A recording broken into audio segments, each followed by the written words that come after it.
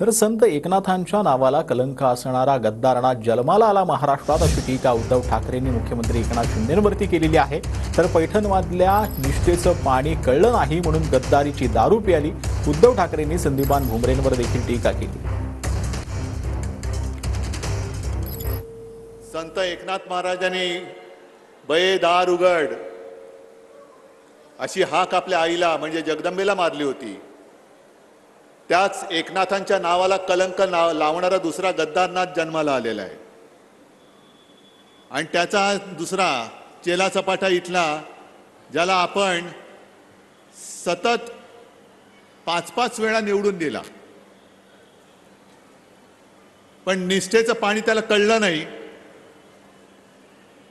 म्हणून गद्दारीची दारू प्यायला गेला। घराघरात मशाल गेल्यानंतर आजच गद्दाराला घाम फुटला असणार। घरात मशाल गेल्यानंतर त्याच्या बुडाला आग लागणारच। तुम्ही मला पैठण गद्दार प्रूफ करून द्यायचं। हा वॉटरप्रूफ मंडप आहे, पण पैठण कसं आहे? गद्दार प्रूफ, एकनिष्ठ।